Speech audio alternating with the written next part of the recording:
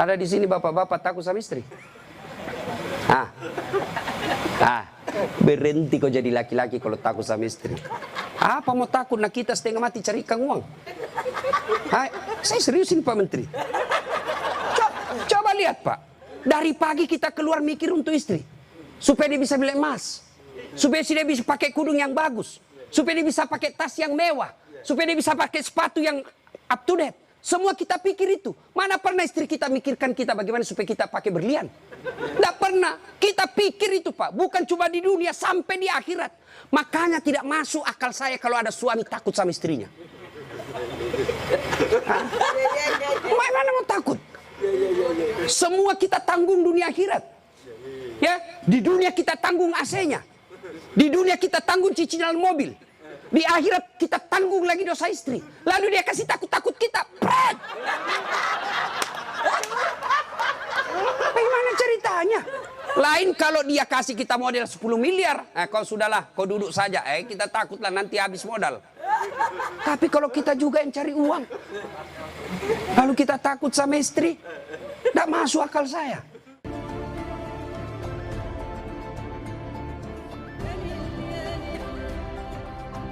Akhirat. Coba lihat anak-anak kita sekarang Pak. Nauzubillah min zalik. Sedih kita lihat anak-anak kita Pak. Baru diberitahu satu, sudah 10 keluar dari mulutnya. Nah, sekarang pertanyaan, kenapa anak-anak kita begitu? Kenapa kira-kira? Apakah sepenuhnya salah anak? Tidak. 90% salahnya orang tua mendidik anak kita. Salah dari mendidik. Silakan baca hasil penelitian psikologi pendidikan. Silakan baca tulisan-tulisan di koran, di majalah tentang proses pendidikan. Silakan. Tapi keliru dan sesat ketika Bapak Ibu tidak buka Quran, khususnya surah Luqman untuk mendidik anak. Kita baca riset rujukan dari Eropa, rujukan dari Amerika. Tapi kita tidak pernah buka Quran dalam mendidik anak. Hakul yakin, kalau kita jauhi Quran mendidik anak, maka anak kita bisa jadi cerdas, bisa jadi jabatan tinggi, tapi tidak tahu sopan santun kepada orang tuanya. Kan orang tua kita sekarang merasa hebat kalau anaknya pintar bahasa Inggris. Ustadz, itu anaknya hebat betul tetangga saya. Kenapa? Itu belum SD itu Ustadz sudah lancar bahasa Inggris. Apa hebatnya? Banyak yang begitu. Masa banyak Ustadz? Silakan bapak-bapak ke Inggris. Tanya Pak Menteri. Tanya Pak Menteri. Itu anak-anak di Inggris dari kecil dia bahasa Inggris Pak. Bener. Ayo. Meskipun dia lancar bahasa Korea, bahasa Inggris. Kalau berdoa dia pakai bahasa Inggris. Oh my God, please help me my mother. Pasti dia pakai bahasa Bugis juga kalau dia orang Bugis. Ya kan? Ngapain Pak? Maka didik anak kita Quran kembalinya. Satu kisah. Rasulullah ke suatu tempat. Dalam perjalanan ke tempat tersebut, Nabi melewati pemakaman. Nabi lalu bersabda, langkahkan kakimu dengan cepat ketika lewat pemakaman. Seluruh sahabat mempercepat langkahnya. Sampai Nabi di tujuan. Selesai urusan, balik lagi dengan rute yang sama. Lewat di pemakaman, seluruh sahabat melangkahkan kaki dengan cepat. Karena tadi diperintah cepat, tanpa perintah Nabi, percepat langkah. Nabi katakan, tidak usah, kau santai aja jalan. Ya Rasulullah, tadi pergi disuruh cepat, sekarang kau tidak. Kata Nabi, tadi itu andai kau diberi telinga seperti pendengaranku. Tadi itu waktu pergi disiksa orang dalam kubur. Saya tidak mau lama-lama mendengarnya. Tidak tega saya mendengar dia disiksa. Maka saya mau jauh supaya saya tidak dengar. Waktu pulang tidak lagi. Kenapa? Saya dengar berita dari Jibril. Allah perintahkan hentikan siksaanmu wahai penyiksa di kubur. Tidak mungkin saya siksa orang tuanya di kuburnya. Sementara anaknya di dunia lagi belajar mengaji membaca basmalah. Bismillahirrahmanirrahim. Baru kalimat basmalah dia baca anaknya. Allah sudah katakan berhenti kau siksa anaknya, orang tuanya. Nabi tidak mengatakan saya dengar anaknya kursus bahasa Inggris. Anaknya kursus aritmatika. Anaknya kursus komputer. Tidak. Tapi apa? Quran. Maka didik anak kita Quran. Ya Pak ya, itu dosa anak-anak yang masih sekolah. Kalau kita ini, yang sudah punya istri, model durhakanya, nah seperti tadi. Lebih takut sama istrinya daripada ibunya. Ada di sini bapak-bapak takut sama istri. Berhenti kau jadi laki-laki kalau takut sama istri. Apa mau takut? Nah kita setengah mati cari ikan uang. Saya seriusin Pak Menteri. Lihat Pak, dari pagi kita keluar mikir untuk istri. Supaya dia bisa beli emas. Supaya dia bisa pakai kudung yang bagus. Supaya dia bisa pakai tas yang mewah. Supaya dia bisa pakai sepatu yang up to date. Semua kita pikir itu. Mana pernah istri kita mikirkan kita bagaimana supaya kita pakai berlian? Tidak pernah. Kita pikir itu Pak. Bukan cuma di dunia, sampai di akhirat. Makanya tidak masuk akal saya kalau ada suami takut sama istrinya. Mana mau takut? Semua kita tanggung dunia akhirat. Ya, di dunia kita tanggung AC-nya. Di dunia kita tanggung cicilan mobil. Di akhirat kita tanggung lagi dosa istri. Lalu dia kasih takut-takut kita. Pret! Bagaimana ceritanya? Lain kalau dia kasih kita modal 10 miliar. Kau sudahlah, kau duduk saja. Kita takutlah nanti habis modal. Tapi kalau kita juga yang cari uang. Lalu kita takut sama istri. Tidak masuk akal saya. Ya ngamu Ustaz. Dia pecahkan piring. Kalau dia pecahkan satu, kasih pecah satu lusin. Kenapa? Piring boleh dibeli. Harga diri sebagai suami tidak boleh diinjak-injak istri. Takbir. Yang takbir pasti takut sama istrinya. Coba. Nah itu kan ada laki-laki dosa sama mertua, sama ibunya gara-gara takut sama istri. Contoh ya. Nih dapat bonus di kantor. Lalu suaminya berkata, "Ma, ini kan COVID lama kita tidak kunjungi bapak di kampung. Kita kunjung tentu bawa wabah buat ibu bapak kita. Sudahlah, ini bonus kita transfer aja. Mudah-mudahan ini bisa digunakan ibu. Beli makanan kesukaan. Dia menikmati air usia senja." Apa kata istrinya? "Apa? Ibumu terus. Kawin kok sama ibumu? Nih dong. Mana orang bisa kawin sama ibu? Ada kan ibu ngomong begitu, beleng-beleng. Ini asli beleng-beleng. Mana bisa pilih kok, mamamu atau saya? Mana bisa dipilih antara ibu dengan istri? Ini pilihan yang tidak masuk di akal. Kalau saya istri saya bilang begitu, ceraikan saya. Sini kok, saya ajar kok bagaimana isi formulir penceraian. Benar Pak, jangan sampai bapak berdosa gara-gara takut sama istri. Hilang berkah hidup rumah tangga kalau ibu takut sama istri, berbuat baik sama orang tua gara-gara takut sama istri. Mestinya istri yang baik, dia sujud syukur ketika mertua anaknya. Kenapa? Berdoa, "Ya Allah, mudah-mudahan anakku juga seperti ini ketika saya sudah punya istri, masih mengingat saya." Tapi kalau dari kecil anak kita dipertontonkan tidak boleh berbuat baik sama mertua, maka begitu ibu nanti juga tua, dikasih masuk panti jompo sama anak mantunya. Si mau kok. Ini, dengar ibu-ibu ya. Mestinya sujud syukur. Alhamdulillah saya punya suami perhatian betul sama mertua. Mudah-mudahan anak saya juga seperti ini. Ya Allah, terima kasih kau kirim orang tua ini. Gara-gara ini orang tua saya punya suami jadi menteri. Andai saja bukan suami ini, orang tua ini punya anak, mungkin suami saya pengangguran. Bersyukur dengan cara apa? Jangan halangi. Dan kita juga suami jangan bersebelah. Mertua juga kita adalah orang tua kita. Konsep Islam itu ada 3 orang tua. 1 ibu bapak, 2 mertua, 3 orang yang pernah mengajari ilmu. Itu orang tua kita. Maka yang baik, datang ibunya suami, istri yang kasih hadiah. Datang orang tuanya istri, suami yang kasih hadiah. Malah jangan sembunyi-sembunyi. Karena takut sama istri, masuk di dapur mamanya. Mak. Jadilah istri saya, mati saya. Beleng-beleng. Ya? Takbir. Jangan sampai bapak menjadi anak durhaka hanya karena takut kepada istri. Itu camkan itu Pak. Maka saya bilang sama istri saya, boleh kau marah-marah sama saya. Ada rezeki dari saya, kau habisi duit, itu rezekimu. Boleh kau maki-maki saya kalau kau marah. Boleh kau lempar kepalaku, yang penting tidak dikena. Satu yang tidak boleh sedengar, jangan pernah kau sakiti perasaan ibu saya. Begitu sakit perasaan ibu saya, tidak ada mantan orang tua. Tapi istri, banyak namanya mantan istri. Nah itu harus tegas, ini prinsip buat kita anak. Nah ini golongan pertama yang menderita ketika sakaratil maut, anak yang durhaka kepada orang tuanya. Bagaimana dengan almarhum anak Pak Tony? Atau kita yang sudah meninggal orang tuanya?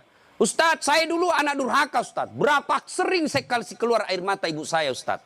Tapi saya sudah sadar, saya sudah hijrah sekarang. Tapi orang tua saya sudah ada kubur. Gimana cara berbuat baiknya? 1, doakan.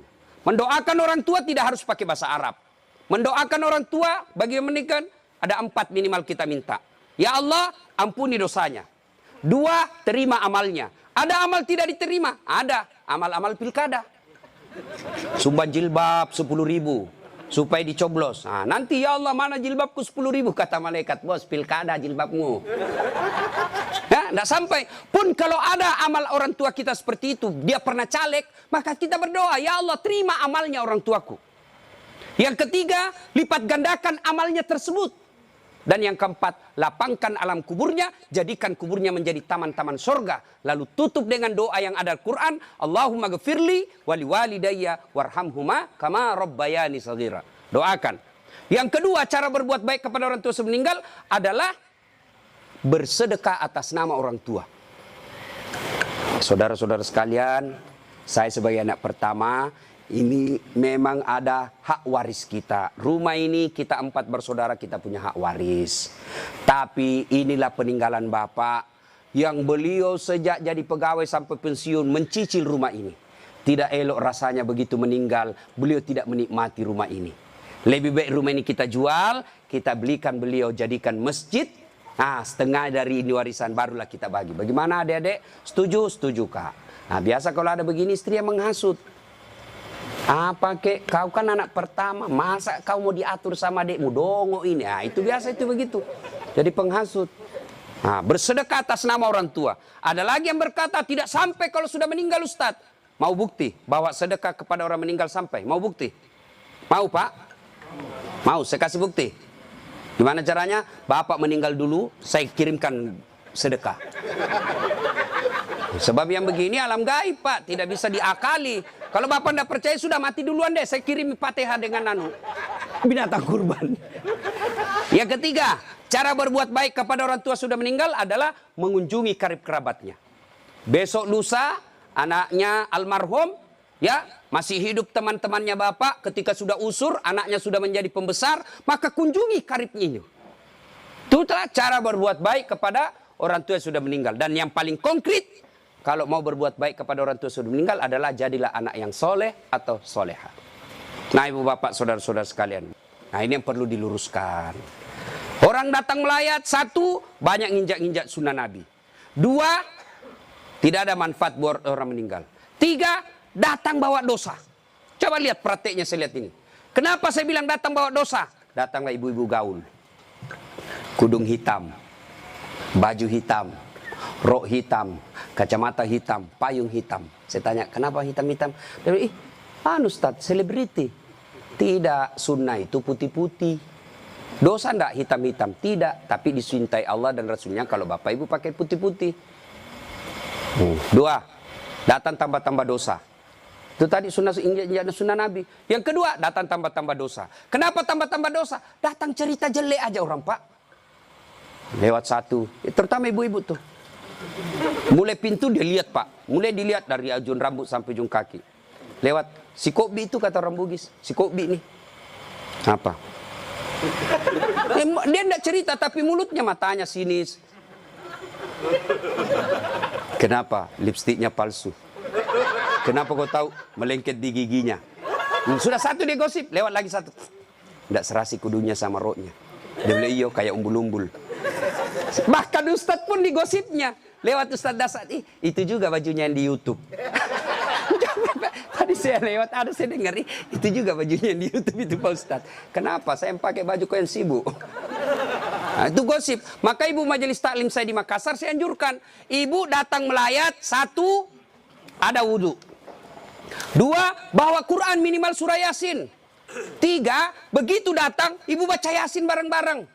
Tidak bisa baca Yasin bareng-bareng, itu majelis taklim yang baik. Ketua majelis taklimnya, saudara-saudara sekalian, mari kita baca Yasin bareng-bareng, saya pimpin. Itu majelis taklim yang manfaat. Bukan ngurus baju seragam. Apalagi memanfaatkan pilkada. Pak, anggota majelis taklim saya 300 Pak.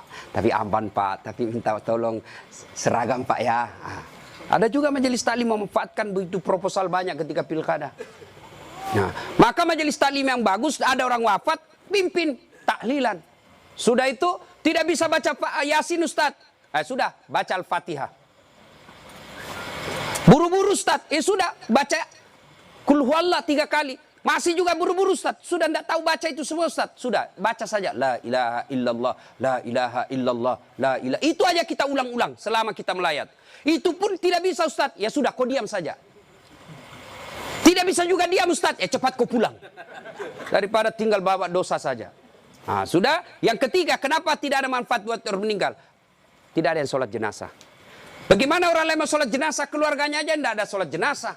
Mantunya sibuk ngurus ambulans, iparnya sibuk ngurus tenda, anaknya sibuk ngurus konsumsi. Tidak ada ikut sholat jenazah. Orang lain yang sholat jenazah. Orang lain belum tentu ikhlas. Banyak yang sholat Ustaz. Kenapa banyak? Karena bapaknya menteri. Jadi tidak ikhlas orang. Tapi coba kalau keluarganya, pasti ikhlas. Saya hampir jarang sekali melihat ibu-ibu sholat jenazah. Jarang. Maka jangan heran ketika ibu meninggal, sedikit juga yang sholat jenazah. Kenapa? Karena waktu hidup, jarang dia sholat jenazah. Maka wafatnya pun sedikit yang sholat jenazah. Ustaz tidak muat rumahnya Ustaz, di teras. Ustaz tidak ada air, tayamum. Ustaz tidak ada air, boleh tidak wudhu. Imam Syafi'i mensyaratkan wudhu, Imam Ahmad boleh tidak wudhu. Karena itu bukan sholat, dia hanya doa. Saya tidak tahu bacanya Ustaz, ikut saja sama imam. Yang penting takbir 4 kali, jangan ruku. Kalau bapak ruku, siap-siap malu sendiri.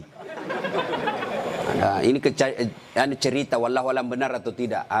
Cerita ini takbir imam. Allahu Akbar, takbir juga dia, Allahu Akbar. Takbir kedua imam, Allahu Akbar, dia ruku. Dia, kenapa saya sendirian ruku ini? Takbir ketiga imam, dia, sekalian sujud deh. Dia sujud. Pas selesai sholat ditanya, hei, kenapa kau sujud? Dia bilang ini orang banyak sekali dosanya. Tidak diampuni kalau tidak ruku. Supaya habis sekalian, ya sekalian saya sujud. Ah, ini jawaban orang kepepet. Nah, ibu bapak, saudara-saudara sekalian. Ya.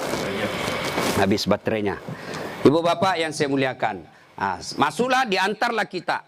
Nah, diantar ini lagi yang banyak kadangkala mempermalukan Islam. Saya tidak tahu kalau di sini. Saya melihat kalau di daerah sebagian Makassar, Pak, orang meninggal, kala-kala demo, Pak. Naik di mobil, dia putar bajunya, orang mati, orang mati.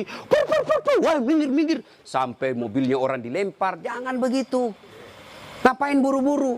Jadi sebelum diantar jenazah, keluarga yang berduka pidato. Terima kasih Bapak Ibu sudah memberikan kami dukungan moral. Tapi tolong jangan mempermalukan kami di jalan. Jangan lagi menambah duka kami dengan mengganggu pengguna jalan yang lain. Saya kalau pergi mengajar, tiba-tiba jenazah di mobil jenazah, bagus cara pengantarannya, saya minggir Pak, saya kirimkan Fatihah. Kirim Fatihah untuk Rasulullah, saya ikutkan jenazah yang diantar. Tapi kalau menakutkan, tidak ada yang mau doakan. Ya? Ngapain buru-buru? Ngapain buru-buru? Kan ada lagi yang paham, tidak tahu dari mana dia belajar. Katanya kalau terlambat disiksa. Bagaimana ceritanya? Kalau dilewati 5 manu, disiksa orang meninggal.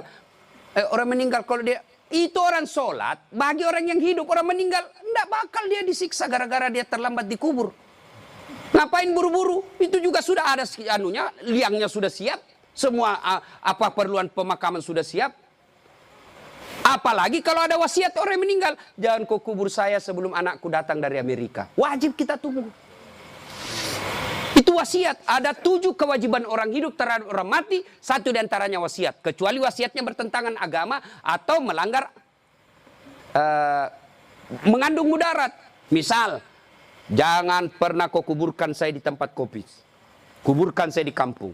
Tapi keputusan pemerintah karena dia wafat karena COVID, ya boleh tidak diamalkan wasiatnya. Kenapa?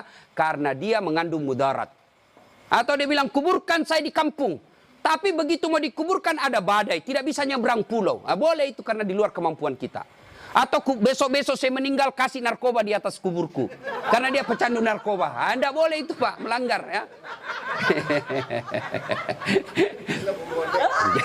Jadi Bapak, saudara-saudara sekalian. Nah, sampailah kita di pemakaman. Nah, ini juga yang perlu diluruskan. Berapa banyak orang yang sampai pemakaman tidak melaksanakan sunnah Rasul. Diajarkan begitu sampai pemakaman, ucapkan Assalamualaikum ya ahlal kubur. Ya, tidak tahu itu cukup. Semoga keselamatan bagi kemuliaan ke semua penghuni kubur. Insya Allah saya ikut menyusulmu. Nah, ada lagi pelanggaran yang kita lakukan apa? Menginjak-injak batu nisan. Tidak boleh sama menduduki batu api neraka itu Pak. Ada yang sampai duduk sambil merokok di atas batu nisannya orang. Tidak boleh. Pemakamannya padat Ustaz, Bapak tidak usah masuk. Cukup yang memikul. Bagaimana yang memikul Ustaz? Boleh karena dia darurat. Karena kalau satu langkah jatuh Pak, jatuh jenazah. Sudah dimakamkan?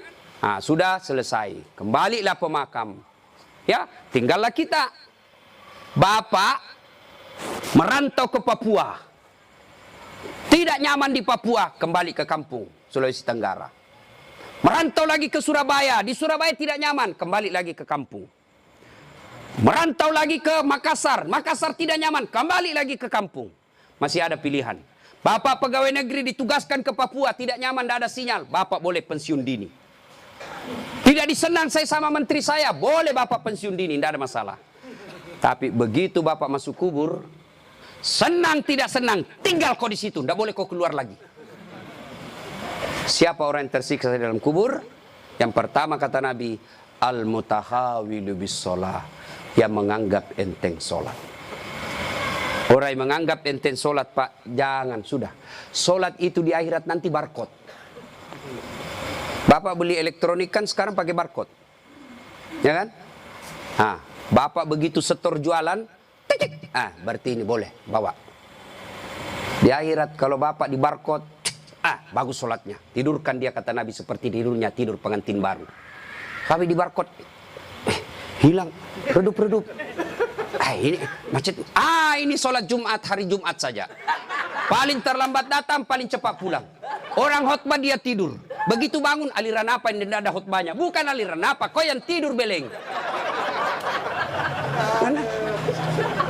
Percaya Pak, orang yang tidak ada sholat demi Allah. Bapak tidak puasa, masih boleh disebut Islam. Bapak tidak haji, masih boleh disebut Islam. Bapak tidak bayar zakat, masih disebut Islam. Tapi tidak sholat, Imam Syafi'i menghukuminya, disuruh bertobat dan dia tidak mau, boleh dihukum mati. Itu kalau Imam Syafi'i. Disuruh sholat dan dia tidak mau. Disuruh bertobat dia tidak mau, kata Imam Syafi'i, boleh dia dihukum mati. Begitu pentingnya sholat. Ketika Allah perintah puasa, ayat saja turun. Allah perintah haji, ayat saja turun. Allah perintah zakat, ayat saja turun. Allah perintah sholat, tidak boleh ayat turun. Rasulullah dijemput oleh 4 malaikat menghadap kepada Allah. Kenapa? Ini perintah penting. Diberikan perintah sholat. Pak Menteri, ada himbauan kepada seluruh kepala daerah se-Indonesia, hanya berupa himbauan cukup WhatsApp dalam grup. Tapi kalau itu berupa SK yang penting, Gubernur datang kantor Menteri. Kenapa? Ini penting. Tidak boleh kau di WhatsApp. Sholat demikian pentingnya, sehingga Nabi harus diundang menghadap. Itulah disebut Isra dan Mi'raj. Bapak kerja jadi Grab, jadi menteri, munafik kalau Bapak katakan bukan untuk dunia saya, bohong. Kita bekerja apapun profesi kita untuk memperbaiki dunia. Lalu siapa yang punya dunia? Allah Subhanahu wa ta'ala. Artinya mustahil dunia dalam genggaman kalau yang punya dunia Bapak jauhi. Saya kasih contoh. Saya akrab dengan Pak Menteri. Saya datang ke Jakarta. Pak Menteri, saya mau jalan-jalan Jakarta ini, tapi tidak ada mobilku Pak Menteri. Kata Pak Menteri, aman terkendali Ustaz. Pak Menteri telepon ajudan. Ajudan, siap Pak Menteri. Itu ada Ustaz Dasat, kau jemput dia. Nanti dikena lagi kita diceramah. Kau jemput dia. Kasih mobil yang bagus, kasih pengawalan, jangan lupa kasih pembeli pulsa. 1 jam kemudian datang ajudan. Tapi Pak Ustaz, kiriman Pak Menteri. Aman, selesai masalah saya di Jakarta. Kenapa? Saya akrab sama Pak Menteri. Anda dari Makassar tidak pernah ketemu, tidak pernah silaturahmi, tidak pernah didengar namanya, tidak pernah lihat. Assalamualaikum Pak Menteri. Boleh pinjam mobilnya? Siapa ditelepon Pak Menteri? Ajudan? Bukan. Siapa? Kapolres. Tangkap itu, penipu. Tidak pernah ketemu pinjam mobil. Pasti penipu itu. Demikian juga dengan Allah. Bapak tidak pernah sholat. Tiba-tiba sakit, ya Allah, saya sudah capek sakit, ya Allah, sembuhkan penyakitku. Allah berfirman, malaikat, karena dia sudah capek, sekali cabut nyawanya. Sholat Pak. Apa alasan Bapak tidak mau sholat? Coba bilang, ayo malas sholat ini. Ayo, bilang kau apa? Saya tantang kau ini hari. Paling ibu-ibu haid. 3 kali haid 1 bulan. Kenapa tidak sholat? Lagi mens. Kenapa tidak sholat? Datang bulan. Kenapa sholat? Iya, halangan. Itu aja, semua itu 3 kali 1 bulan. Mana bisa. Bilang suaminya, kenapa belum sholat ibu? Biasanya cuma 5 hari, ini kok sudah 7 hari belum sholat. Orang belum bersih. Masih ada sedikit-sedikit. Dia bilang suaminya, kok bohong ya? Apa bohong? Saya kasih lihat kau. Beleng-beleng. Apa kasih lihat dong kok? Apalagi ibu-ibu banyak ndak sholat. Kalau ada pesta pengantin, mukanya dikira tembok. Coklat, biru, krem, abu-abu. Apalagi banyak ibu ndak sholat. Gara-gara apa? Jilbab. Jilbab sakaratil maut. 3 lapis. Saya ini keliling-keliling ceramah Pak. Saya ke Brunei, itu ibu di sana siku 3 saja kasih peniti selesai. Di Malaysia juga begitu. Filipina Selatan juga begitu. Saudi lebih gampang masuk kasih selesai Pak. Di sini la haula wala quwata illa billah. Bingung saya bisa lihat, dia pengantin gimana caranya dipakai ini ya. 3 lapis Pak, ada miring-miring sedikit.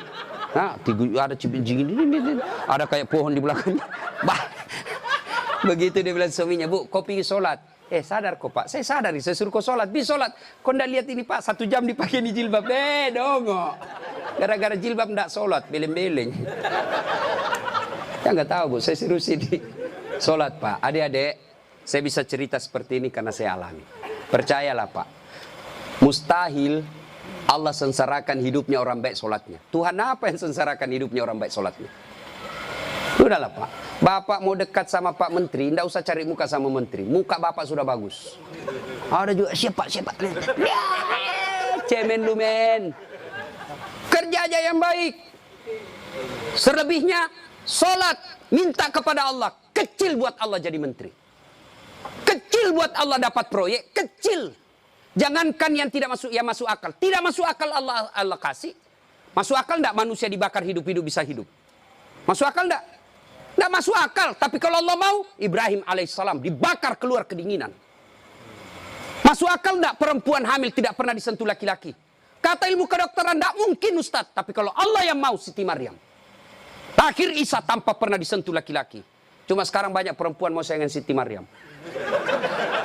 Ada suaminya, ada anaknya, beleng-beleng.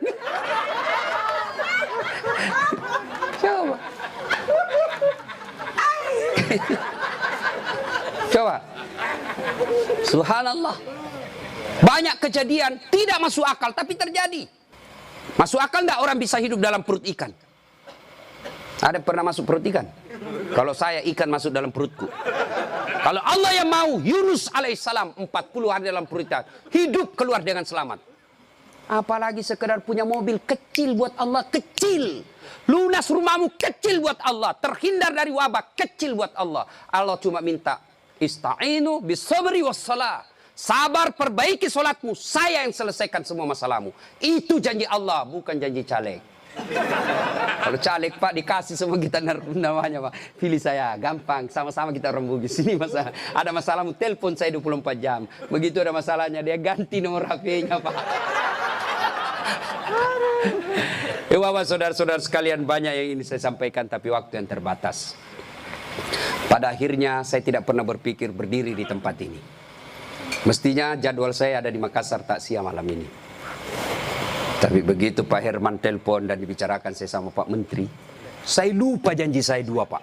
Ceramah saya hari ini di Makassar, saya lupa Pak. Itu pasti karena orang yang meninggal orang baik. Saya terharu tadi istri beliau mengatakan, Ustadz, 3 bulan sebelum beliau wafat, ceramahnya Ustadz selalu dia putar. Maka beliau katakan, saya terharu Ustadz karena saya tidak tahu kalau Ustadz yang mau ceramah malam ini. Ini karena kekuatan silaturahim. Ini karena pejabat yang baik. Ya. Banyak-banyak pejabat saya kenal Pak, kalau temannya meninggal paling kirim bunga. Ini alhamdulillah hadir memberikan dukungan dan mendatangkan Ustadz Dasat. Ngacu Pak Eko. Alhamdulillah ya.